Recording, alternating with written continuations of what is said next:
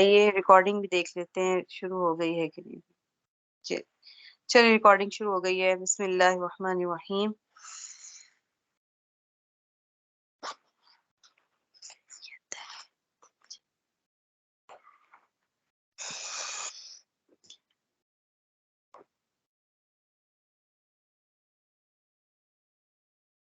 یہاں سے پڑھنا ہے غالباً. یہاں پر بات ہو رہی تھی فصل الاول ازواج مطہرات کی تعداد کے بارے میں کہ کتنی تھی آپ صلی اللہ علیہ وسلم کی. باب القسمی باری مقرر کرنے کا بیان. ٹھیک ہے. یا آپ صلی اللہ علیہ وسلم باری مقرر کیا کرتے تھے اپنی بیویوں کی سفر میں بھی اور حضر میں بھی. تو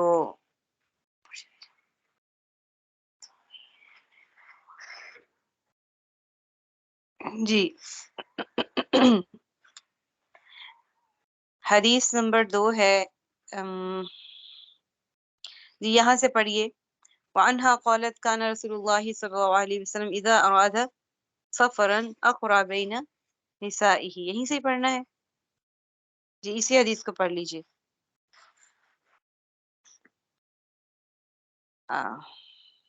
جی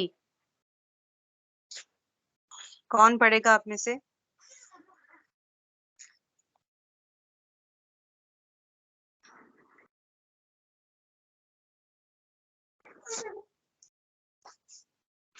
السلام علیکم.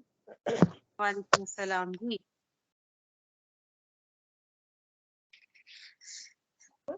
یہ فصل ثانی سے پڑھنا ہے. عن عائشہ. اس کے بعد کوئی کلاسز نہیں ہوئی تھی پچھلے ہفتے؟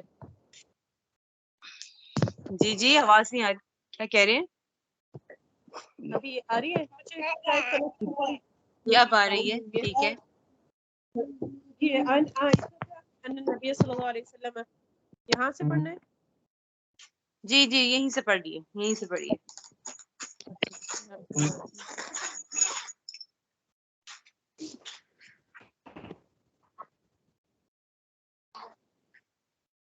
عن عائشة پڑھ رضي لیجیے. الله عن عنها عائشة أن النبي صلى الله عليه وسلم كان يقسم بين نسائه فيعدل ويقول اللهم هذا قسمي فيما أملك فلا تلمني فيما تملك ولا أملك. رواه الترمذي وأبو داود والنسائي وابن ماجه والدارمي. عائشہ رضی اللہ عنہا سے مروی ہے کہ رسول اللہ صلی اللہ علیہ وسلم اپنی ان کی جو بیویاں ان کی جو بیگمات تھی ان میں جب وہ اپنی باری تقسیم کرتے تھے تو اللہ سے یہ دعا مانگتے تھے کہ اللہم ھذا قسمی فیما املک. یہ میری تقسیم ہے جس کا میں قادر ہوں. مطلب جس کا میں جو میرے لیے ممکن ہے. فلا تلمنی فیما تملک ولا املک فیما تملک ولا املک. تو اس حوالے سے یا اس بارے میں مجھ سے وہ نہیں کرنا. اس کو کہتے ہیں مطلب کسی چیز کی پتہ نہیں اردو میں کیسے کہتے ہیں, پکڑ کرنا. آئی تھنک یہ لفظ صحیح ہے. ملامت کی جائے. ملامت کا کیا مطلب بنتا ہے؟ قسمی. آپ نے قسمی کہا ہے غالباً. میں نے آپ کی عربی عبارت پر یہ غور کیا ہے کہ آپ نے قسمی بولا ہے. حالانکہ یہ قسمی تو قسم کو کہتے ہیں نا. قسمی قسم تقسیم سے ہے. یہ قسم قسم یقسم. ٹھیک ہے. یقسم تقسیم سے ہے. یہ قسمی. اچھا میری بک میں بھی جو ہے نا وہ جزمی ہے سین پر. قسمی نہیں, یہ قسمی ہے. قاسم زبر اچھا ہونی چاہیے. زبر ہونی چاہیے. صحیح. اچھا مطلب ملامت کرنا جس پر آپ قادر نہیں. یہ صحیح ہے. میری آواز آ رہی ہے؟ جی آ رہی ہے.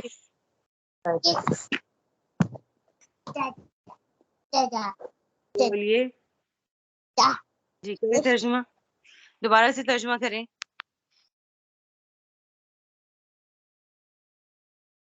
جی ترجمہ دوبارہ کر دیجیے دوبارہ. آواز آ رہی ہے؟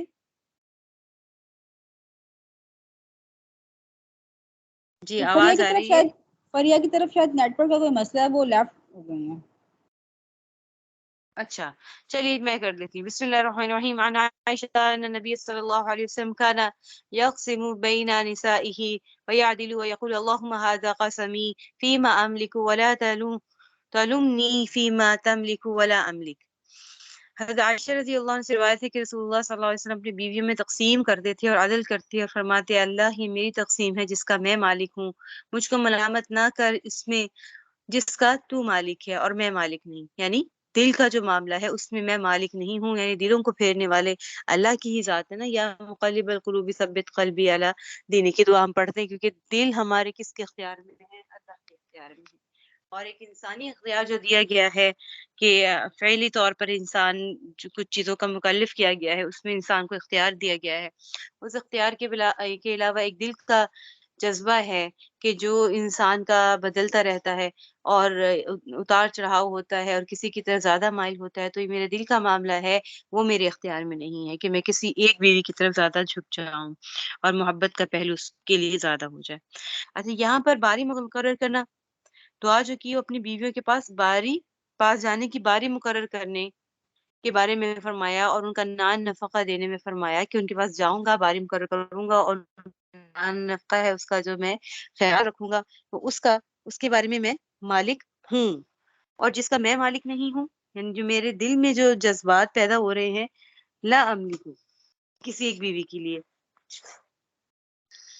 تو اب حضرت عائشہ رضی اللہ عنہ آپ جانتے ہیں کہ نبی کریم صلی اللہ علیہ وسلم اپنے مرض الموت میں تھے تو بار بار پوچھتے تھے کہ میری اب باری کس کی ہے، اب کون سی زوجہ کی طرف باری ہے.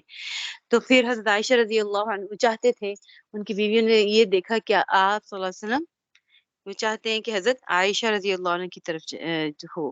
تو پھر سب نے اپنی متفقہ طور پر جو ہے وہ دلی رضامندی ظاہر کرتے ہوئے اجازت دے دی کہ وہ آپ صلی اللہ علیہ وسلم حضرت حضرت عائشہ رضی اللہ عنہ کے پاس جو ہے وہ رہیں. تو یہاں پر بھی جو محبت کا اور پیار کا معاملہ ہے اس میں انسان کے قصد ارادے کا دخل نہیں ہوتا. اللہ تعالیٰ تو آپ صلی اللہ علیہ وسلم فرما رہے ہیں کہ اس چیز پر مجھ سے مواخذہ نہ کیجیے گا اور اس سے معاف کر دیجیے گا.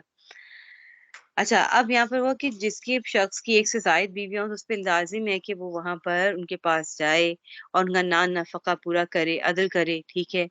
اور ان کی اس طرح کی دنیاوی ہر چیز کے اندر جو بھی ہے ایک دوسرے کے ساتھ برابری کا معاملہ کرے، ٹھیک ہے. اور اس لحاظ سے پھر کسی بھی بیوی کو اس سے جو ہے فرق و امتیاز کی شکایت نہ ہو. ہاں پیار محبت اور حق مباشرت و جماع اور جنسی لطف حاصل کرنے کے بارے میں عدم برابری لازم نہیں ہوگی. کسی کی طرف جو محبت کا پہلو زیادہ ہے، جنسی رجحان زیادہ ہے تو اس کے بارے میں جو ہے وہ باز پرس نہیں ہوگی، کیونکہ یہ چیزیں جو ہے وہ انسان کے دل اور طبیعت سے تعلق رکھتی ہیں جس پر کسی بھی انسان کا خود کا اختیار نہیں ہے. تو یہاں پر یہ چیز ذکر کی جا رہی ہے.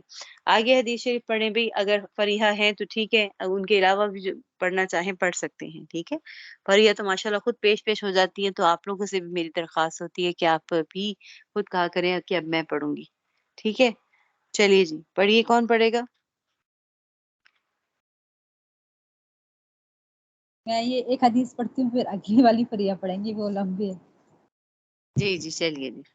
وعن ابی ہریرہ عن النبی صلی اللہ علیہ وآلہ وسلم، حضرت ابی ہریرہ رضی اللہ تعالی عنہ آپ صلی اللہ علیہ وآلہ وسلم سے روایت کرتے ہیں کہ قولا آپ نے فرمایا کہ اذا کانت عند رجل امرأتانی، کہ اگر کسی شخص کی پاس دو بیویاں ہیں، فلم یعدل، اور وہ بینہما ان کے درمیان عدل نہیں کرتا، جاء یوم القیامتی، تو وہ قیامت کے دن ایسے آئے گا، وشقہ ساکتن، اس کا جو آدھا حصہ ہے وہ ساکت ہوگا.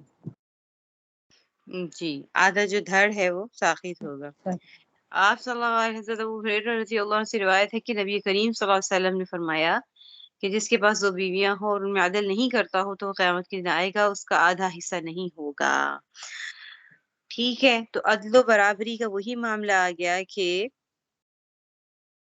برابری کرنے میں جو واجب ہے نان نفقہ دینا، اور یہ واجب ہے کہ رات کا جتنا حصہ ایک بیوی کے ہاں گزارتا ہے اتنا ہی حصہ دوسری بیوی کے ہاں بھی گزارنا ہے. ٹھیک ہے، یعنی ایک بیوی کے ہاں مغرب کے بعد چلا جاتا ہے تو دوسری بیوی کے ہاں بھی مغرب کے بعد ہی چلا جائے. ٹھیک ہے، اور ایک کے پاس عشاء کے بعد جانے کی باری ہے تو دوسری کے پاس بھی عشاء کے بعد ہی جانے کی باری ہو، تو اس میں برابری کرنا جو ہے وہ یہ عدل انصاف ہوگا۔ اور یہاں پر صحبت کے معاملے میں برابری کرنا وہ مراد نہیں ہے، ٹھیک ہے، کہ یہاں صحبت کے معاملے میں برابری کی جائے وہ مراد نہیں ہے۔ آگے دیکھیے، اب ہمارے ہاں یہ جو ہے کہ سیبہ اور باکرہ اس کے لحاظ سے باری مقرر کرنا کہ اگر کسی نے شادی شدہ عورت سے شادی کر لی تو کیا اس کی باری بھی ویسے ہی مقرر ہوگی، یعنی اتنے ہی دن اس میں اور جتنی کنواری کے ہیں۔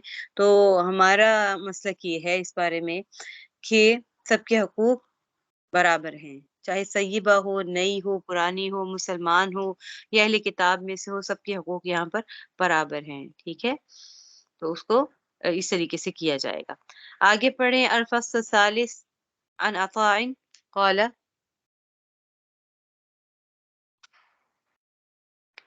بسم الله الرحمن الرحيم. عن عطاء حضرنا مع ابن عباس جنازة ميمونة بسرفة، فقال هذه زوجة رسول الله صلى الله عليه وسلم، فإذا رفعتم نشعتها فلا تزعزعوها ولا تزلزلوها وارفقوا بها، فإنه كان عند رسول الله صلى الله عليه وسلم 9 نسوة كان يقسم منهن ل8 ولا يقسم لوحدة. قال عطاء التي كان رسول الله صلى الله عليه وسلم لا يقسم لها بلغنا أنها صفية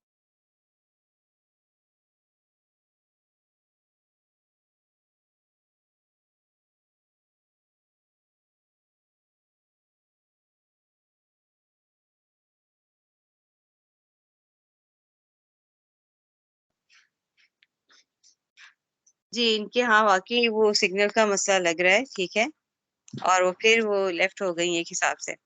چلے، بسم اللہ الرحمن الرحیم۔ عن عطاء قال حضرنا مع ابن عباس جنازة میمونة بصرف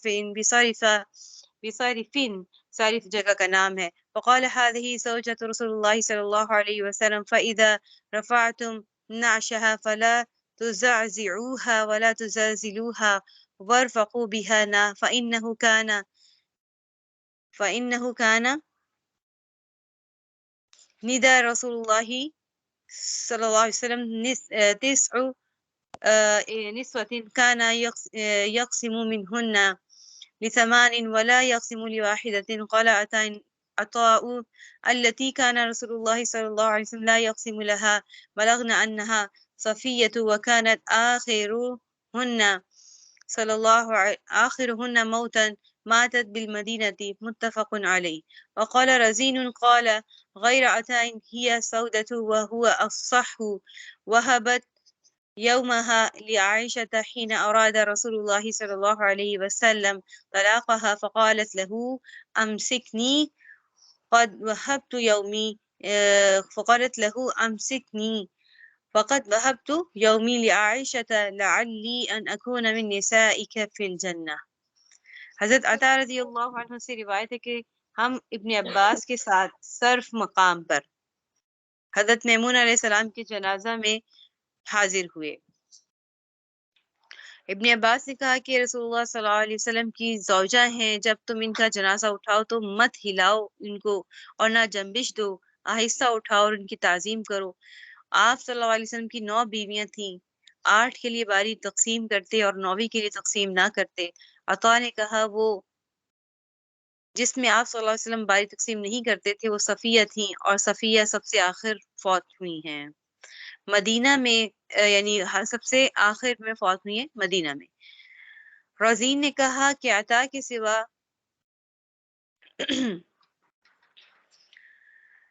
یعنی رزین نے عطا کے سوا کہا، یہاں پہ کہ یہ جو بیان کرنے والے ہیں حدیث کو وہ بیان کر رہے ہیں۔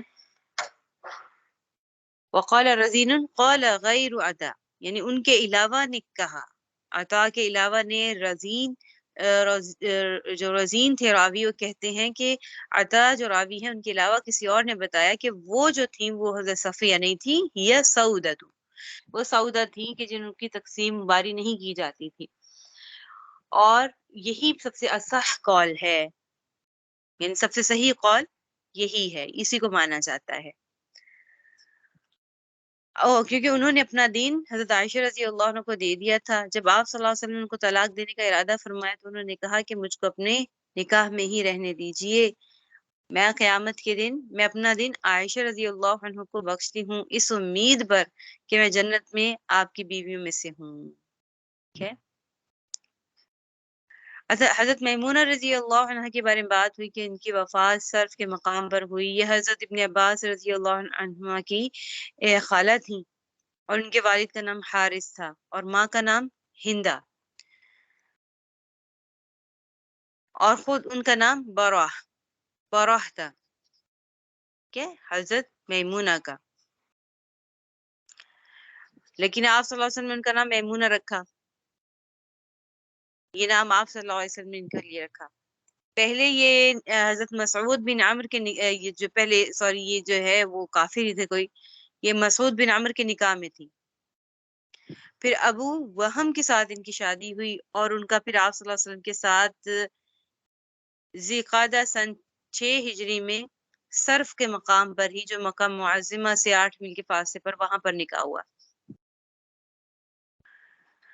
اچھا، اب یہی بات ہے کہ اسی مقام پر ان کی وفات ہوئی اور یہیں پر ہی مدفون ہوئی، یعنی صرف کے مقام پر ہی حضرت میمونہ کی جو ہے آرام گاہ ہے، قبر مبارک ہے۔ ٹھیک ہے، جن اب یہاں پر 2 روایتیں آ رہی ہیں کہ جن زوجہ کے لیے باری مقرر نہیں تھی، ایک روایت کے مطابق وہ صفیہ تھیں اور ایک روایت کے مطابق حضرت سودا تھی، یعنی بظاہر یہ متضاد جو روایات معلوم ہوتی ہیں۔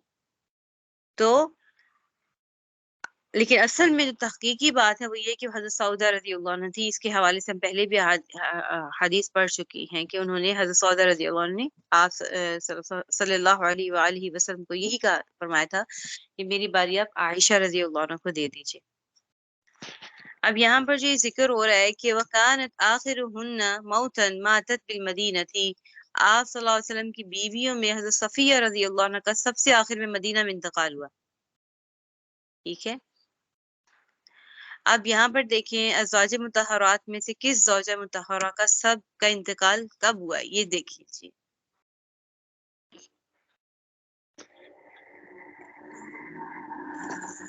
تو اس میں 1 منٹ ٹھہریے گا ذرا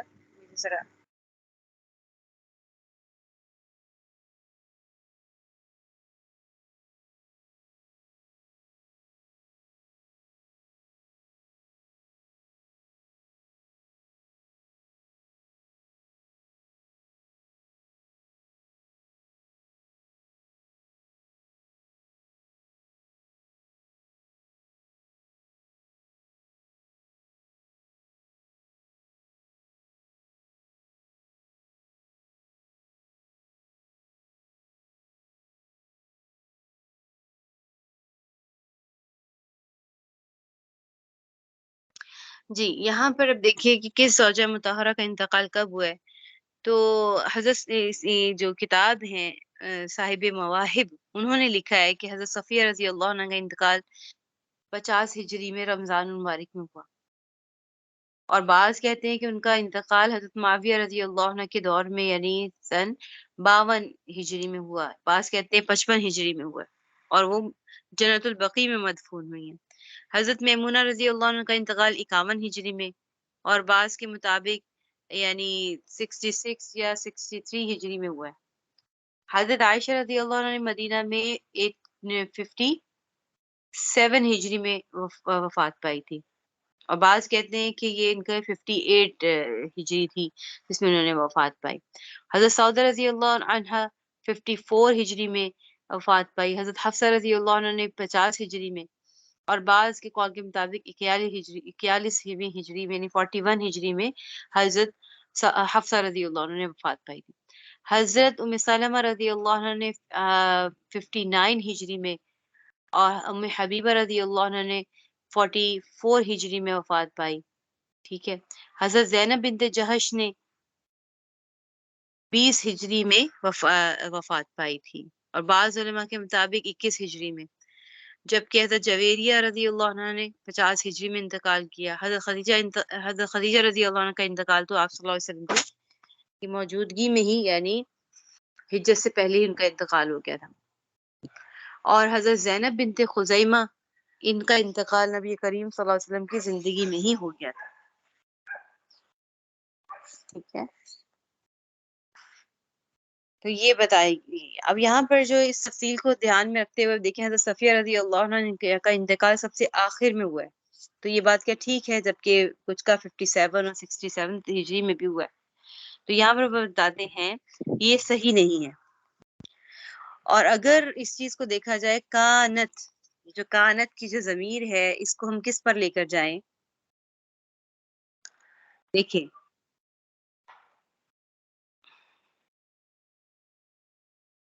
وَكَانَتْ آخِرُهُنَّ مَوْتًا مَاتَتْ بِالْمَدِينَةِ صفیۃ وَكَانَتْ. اب دیکھیں یہاں پر بات ہو گیا لا يقسم لها بلغنا انها صفیۃ، یہاں پر بات ختم ہو گئی.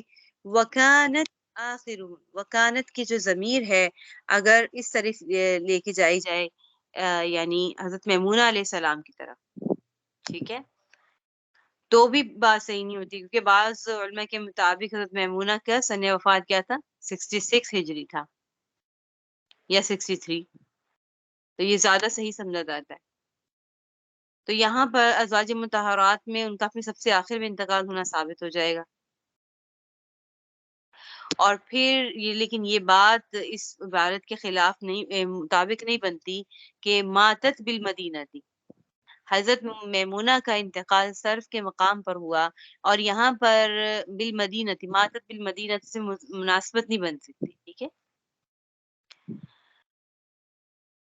اب یہاں پر جب یہ متضاد معنی ہوتا جا رہا ہے تو عبارت کو حل کرنا مشکل ہو جاتا ہے کچھ مقام پر. تو جب ایسے معاملہ قرآن میں بھی ہوتا ہے تو پھر اللہ ہی اس کی مراد بہتر جانتے ہیں، اسی کا جواب دیا جاتا ہے.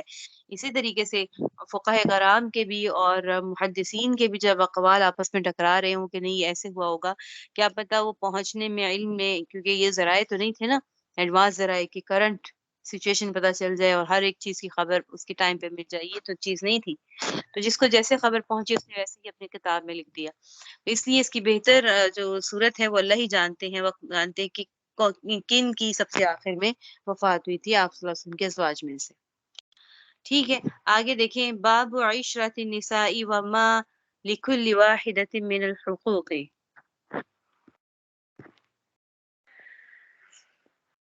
قال الله تعالى وعاشروهن بالمعروف وقال الله تعالى ولهن مثل الذي عليهن بالمعروف وللرجال عليهن درجة والله عزيز حكيم. عشرة یا عشرة باب العشرة. تو یہ عاشرہ یعاشر معاشرتن سے ہے یہ لفظ. ٹھیک ہے. میل جو رہن سہن مل جل کر زندگی گزارنے کو عاشرہ کہتے ہیں، عاشرہ کہتے ہیں. ٹھیک ہے. تو عشرہ یا عاشرتن تم عاشروہن اسی قبیل سے ہے. تو عشائر یا عشیرہ ایک خاندانی قبیلے کو کہا جاتا ہے اور برادری کو کہا جاتا ہے. تو اللہ تعالیٰ کیا فرما رہے ہیں؟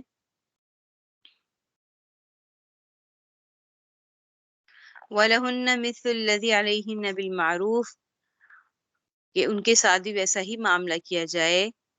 ہر قسم کی عورت کے حقوق کا بیان ہے کہ ہر ایک عورت کو اس کے حقوق دیے جائیں یہاں پر، چاہے وہ آزاد ہو یا غلام ہو یا جس بھی طریقے کی ہو یا اہل کتاب ہو، تو ان کے سب کے لیے برابر جو ہے وہ ان کا درجہ ہوگا.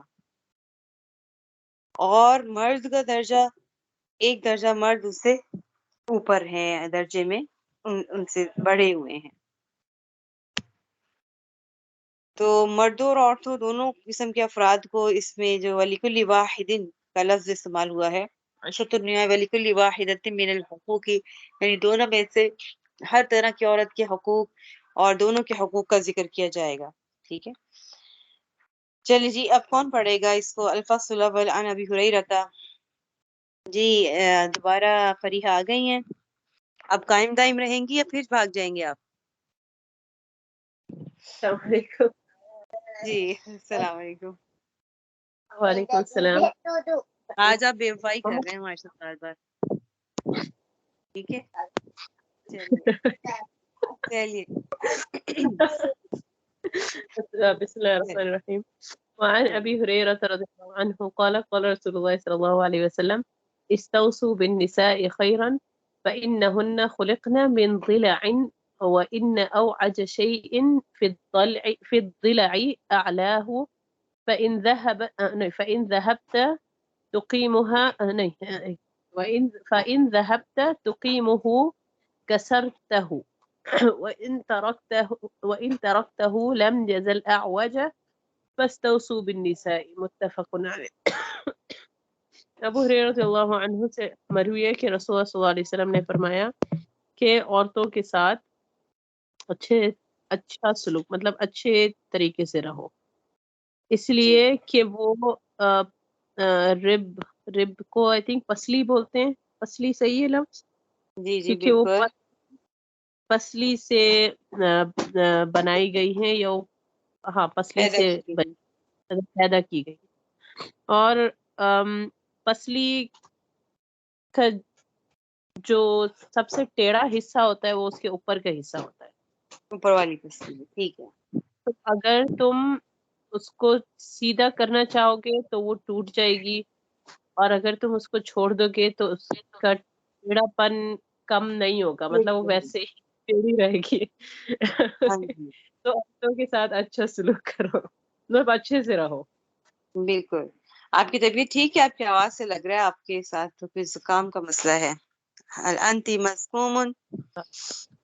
نعم سقیم جدا. اللہ یشفیک. آمین. تو اب اس میں دیکھیے اللہ تعالیٰ نے عورتوں کی خلقت اور طبیعت کے بارے میں جو بتا دیا بنیادی نقطے کہ حضرت آدم علیہ السلام کے اوپر کی پسلی سے، یعنی سب سے اوپر کی پسلی سے جو سب سے زیادہ ٹیڑھی ہوتی ہے، وہاں سے اللہ تعالیٰ نے حضرت حوا کو پیدا کیا. ٹھیک ہے. تو اللہ تعالیٰ نے عورتوں کی اصل خلقت ہی میں ٹیڑھا پن رکھا ہے جسے کوئی درست کر ہی نہیں سکتا.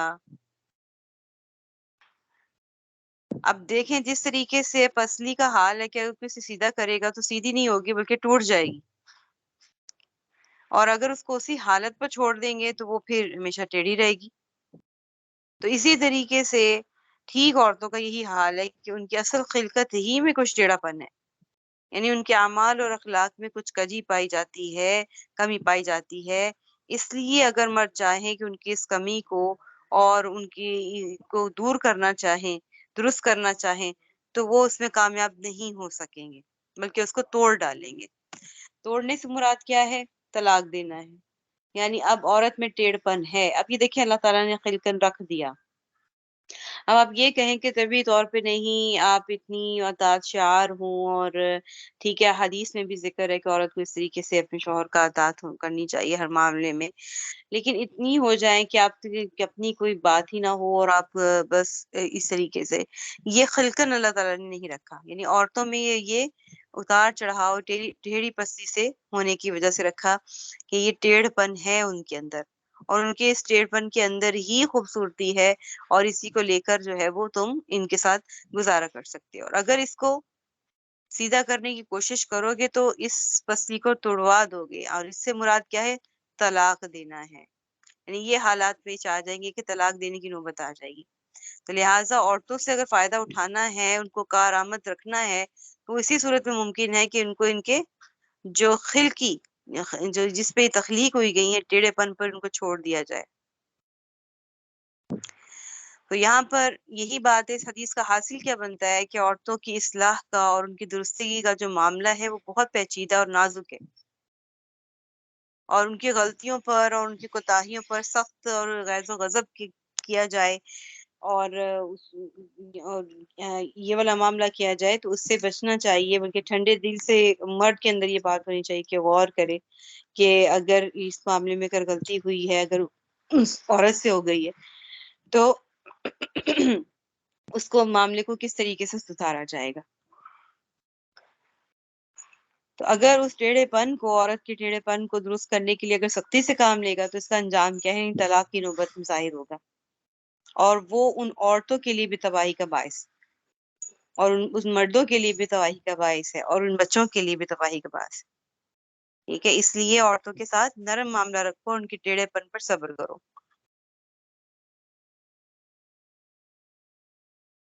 اچھا، اب اگر ان کا ٹیڑھا پن، اب یہاں پر سوال پیدا ہوتا ہے، اچھا عورتیں کچھ تو بہت ہی زیادہ بے باک ہو جاتی ہیں، گھر کی حدود سے نکل کر گناہ و معصیت میں پہنچ جاتی ہیں، شوہر کے ساتھ خیانت کا معاملہ کرتی ہیں، تو اب تب بھی مرد صبر کرے اس چیز پر، تو یہ مراد نہیں ہے۔ گھریلو زندگی، روزمرہ کی زندگی سے اور معاشرتی امور سے نکل کر اگر وہ کسی گناہ کا، معصیت کا ارتکاب کرتی ہیں، خیانت کا معاملہ کرتی ہیں، تو پھر اس پہ صبر کرنا مراد نہیں ہے۔ تو ان کے اس ٹیڑھے پن پر صبر آپ اس وقت کر سکتے ہیں جب آپ پتا ہو کہ اس بات سے یہ مان جائے گی، تھوڑا سا اس کو جو ہے وہ جیسے قرآن میں بھی آیا کہ ان کے ساتھ ان کو روکو، اگر وہ نہیں رکتی تو ان کے بستر الگ کر دو، یعنی ان کو بلاؤ نہیں، اس سے بھی وہ نصیحت نہیں پکڑتی، تو پھر کہیں جا کر ہے کہ ان کو ہلکی سی ضرب لگائی جائے، یعنی وہ بھی منہ پر نہ ہو اور اس طریقے کی نہ ہو جس سے بہت تکلیف ہو۔ یہ آخری درجہ بتایا جاتا ہے۔ تو یہ اس وقت ہے کہ جب یہ اس وقت ان عورتوں کے لیے ہے کہ جب وہ اس بدکاری کا، اس طرح کے معاملات کرتی ہیں۔ دیکھیں، عام عورتوں کے لیے بالکل بھی حکم نہیں کہ ان پہ ہاتھ اٹھایا جائے اگر وہ گھریلو معاملات کے اندر کچھ کمی کوتاہی کرتی ہیں۔ یہ بات بالکل غلط سمجھی جاتی ہے، اس کا جو مفہوم غلط لیا جاتا ہے کہ دیکھیں قرآن بھی تو اجازت دیتا ہے کہ اس عورت کو اس کا بستر الگ کر دو، اس کو بلاؤ چلاؤ نہیں اور اس کو نصیحت ہو جائے۔ یہ ان عورتوں کے بارے میں ہے جو بدکار ہو گئی ہوں اور جو بالکل بھی یعنی یہ بات نہیں مان رہی ہوں اور شوہر کے لیے فتنے کا باعث بن رہی ہوں، ان کو اس درجے پہ رکھا جائے گا کہ وہ اس طریقے سے جو گھریلو معاملات میں لڑائی جھگڑے کے چھوٹے موٹے معاملات ہیں، بچوں کے اوپر ہو گیا، گھریلو خرچوں کے اوپر ہو گیا، آپس میں کسی بات پر، رشتے داروں کے درمیان، تو اس عورت کے بارے میں نہیں آئے، وہاں پر پیار سے اور طریقے سے ہی مرد کو کہا گیا ہے کہ اس معاملات کو سنبھالے۔ ٹھیک ہے، تو ایک واقعہ بھی اس میں ذکر کرتے ہیں کہ حضرت عمر، غالباً حضرت عمر کا ہے، اور اگر یہ نہیں ہے تو ان اخطأت فاللہ ارجو من اللہ تعالی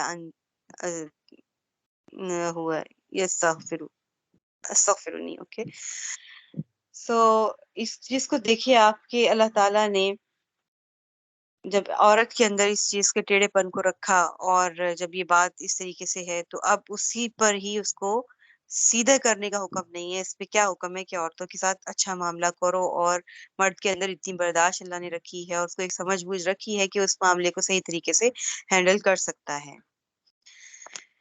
ٹھیک ہے، تو یہی بات تھی۔ چلیے جی آگے پڑھیے، آگے حدیث وعن ابی ہریرہ۔ بسم الله الرحمن الرحيم.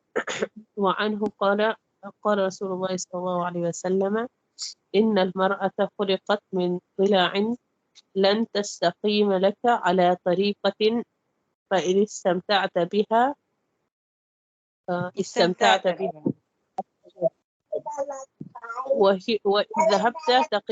وإن ذهبت تقيمها كسرتها وكسرها طلاقها. ٹھیک ہے، عن ابی ہریرہ قال قال رسول اللہ صلی اللہ علیہ وسلم ان المرأة خلقت من ضلع لن تستقيم لك على طريقة فإن استمتعت بها استمتعت بها وبها عوج وإن ذهبت تقيمها كسرتها وكسرها طلاقها۔ حضرت ابو ہریرہ رضی اللہ عنہ سے روایت ہے کہ رسول اللہ صلی اللہ علیہ وآلہ وسلم نے فرمایا کہ عورت پسلی سے پیدا کی گئی ہے، تیرے لیے کبھی سیدھی نہیں ہوگی، اگر تو اس سے فائدہ حاصل کرے تو اس کی کجی سے فائدہ حاصل کر، اگر تو اس کو سیدھا کرنا چاہے گا تو اس کو توڑ بیٹھے گا، یعنی اور اس کا توڑ دینا طلاق ہے۔ اچھا، میں آپ کو واقعہ بتانے لگی تھی، حضرت عمر رضی اللہ عنہ بھی کے گھر بھی کوئی آدمی آیا اور اس طریقے سے انہوں نے اپنے کوئی گھر کا معاملہ پیش کرنا تھا، تو جب وہ بھی دور ہی تھا تھوڑا سا، تو آوازیں ان کے گھر سے آ رہی تھی، یعنی چیخ پکار کیا، جس طریقے سے آپس میں میاں بیوی کا معاملہ ہوتا ہے، تو وہ واپس لوٹنے لگے۔ حضرت عمر رضی اللہ عنہ گھر سے باہر نکل رہے تھے، اس بندے کو نکلتے ہوئے دیکھا تو ان کو کیا کہا کہ یہ آپ کسی معاملے کے لیے آئے تھے؟ تو انہوں نے کہا کہ میں تو اپنے گھر کے معاملے کو لے کر آیا تھا کہ ہمارے میاں بیوی کا ہی جھگڑا، میں نے تو آپ کے گھر سے بھی اسی طریقے کی آواز سنی۔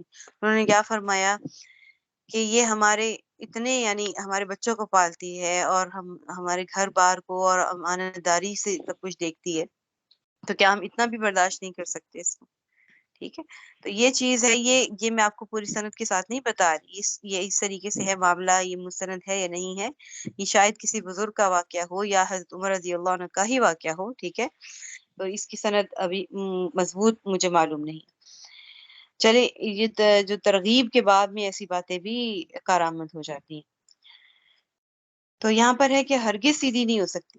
اس کا مطلب یہ نہیں کہ عورت سیدھی ہی نہیں ہوگی، اب وہ اس حدیث کو لے کے عورت کہے کہ نہیں میں تو سیدھی نہیں ہو سکتی، بھئی جو بھی مرد کر لے، یہ بھی بات ٹھیک نہیں ہے۔ مطلب یہ کہ کچھ ایسی خلقن، یہ طبعی طور پر، یعنی جان بوجھ کے عورت اس بات کو نہ مانے کہ بھی میں تو اس حدیث کے مطابق عمل کر کے دکھاؤں گی، میرے اندر تو ٹیڑھا پن ہے، تو یہ مراد نہیں ہے کہ طبعی طور پر عورت کے اندر وہ سوال اٹھانا اور نکتہ چینی کرنا اور اس طریقے سے کچھ معاملہ کرنا طبعی طور پر رکھ دیا گیا ہے۔ تو وہ اگر طبعی طور پر وہ یہ کام کر رہی ہے تو پھر آپ اس کی کجی کو دور ہی نہیں کر سکتے۔ یہ اللہ تعالیٰ کی طرف سے اس کے اندر یہ بات ڈال دی گئی ہے، اس کو پیدا ہی ایسے کیا گیا ہے۔ جان بوجھ کر کرے تو وہ معاملہ اس سے الگ ہوگا، یہ سمجھتے بوجھتے کہ وہ بات ختم بھی ہو رہی ہے اور اس میں اس کا نہیں ہے کہ وہ اس کو کرے، لیکن پھر بھی وہ اس طریقے کا معاملہ کرتی ہے، تو پھر اب اس کی غلطی ہے، اس کو ماننا پڑے گا، اس پہ اس کو تنبیہ کی جا سکتی ہے۔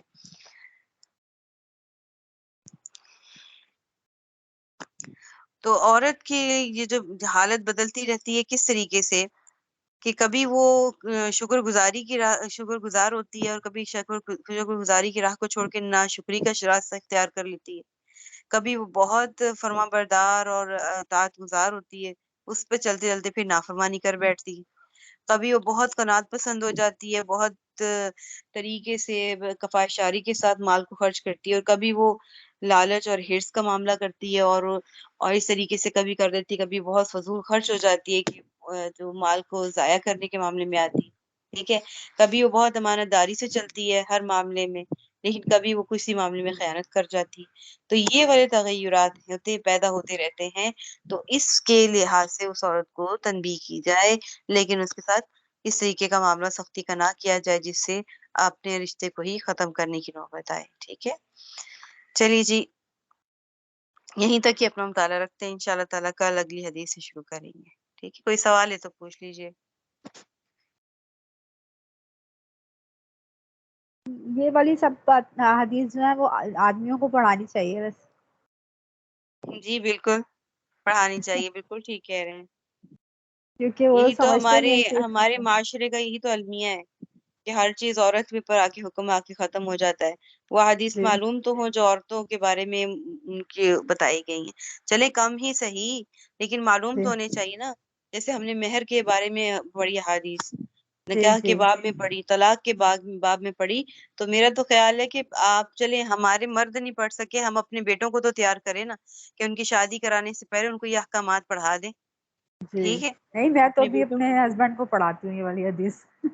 اچھا اپنے حق کے بارے میں، چلے جی بڑے پہلے ان کو طریقے سے، ضرورت ہے۔ کہیں وہ یہ نہ کہیں کہ بڑی جذباتی ہو گئی ہو ہے، یہ پڑھائی بند کر دو بھائی، تم تو ہمارے نہیں نہیں خلاف حکم نکالنے لگ گئی نہیں ہو۔ ایسے نہیں کہیں بڑے گے، طریقے ایسے سے، نہیں۔ بڑے، ہاں جی، اس طریقے سے بات کرنی ہے کہ وہ بات کا بھرم بھی رہ جائے اور اس طریقے سے کہ یہ معاملہ ٹھیک نہیں کچھ ان کو چیزیں واقع میں ایسی ہوتی ہیں جو ہم کوشش کرتے ہیں لیکن وہ پھر بھی ہم سے وہ مطلب غلط بات چیزیں عادتیں کہہ لیں تو ہم سے دور نہیں ہو ہوں، پاتی، جیسے کہیں کہ بھائی جی جی، چلیں طبی طور پہ چیزیں ہیں تو وہی میں نے کہہ رہی ہوں، ایک جان بوجھ کے عورت وہ کام کر رہی ہے کہ نہیں میں تو کر کے دکھاؤں گی، مجھے جی میرا شوہر منع کرے اس چیز سے تو میں کر کے ہی دکھاؤں گی، اسے پتا ہے کہ وہ منع کر رہا ہے کسی وجہ سے کر رہا ہے شوہر، تو وہ اگر ہو جائے گی تو گھر میں خوشحالی آ جائے گی، ٹھیک ہے، جی لیکن وہ کہہ رہی نہیں میں تو ہوں ہی ٹیڑھی پسلی کی، میں نے تو کرنا ہی وہ ہے جو کہے گا اس کے الٹ کروں گی، تو ٹھیک، وہ تو جی پھر آپ دیکھیں نا، وہ تو پھر بات ٹھیک جی نہیں ہے۔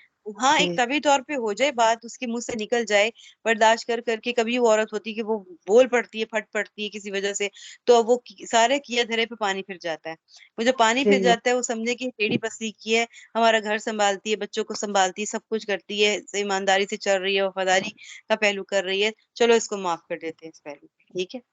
تو ٹھیک پھر اپنا جو ہے بات اپنی سامنے رکھ دیں گے اس طریقے سے اگر سمجھایا جائے تو ٹھیک ہے. جی انشاءاللہ تو کوشش چلیں کرتے ہیں. انشاءاللہ. ٹھیک جزاک اللہ خیر. اوکے جی السلام علیکم. سبحانک اللہم و بحمدک نشہد ان لا الہ الا انت نستغفرک و نتوب الیک. السلام علیکم.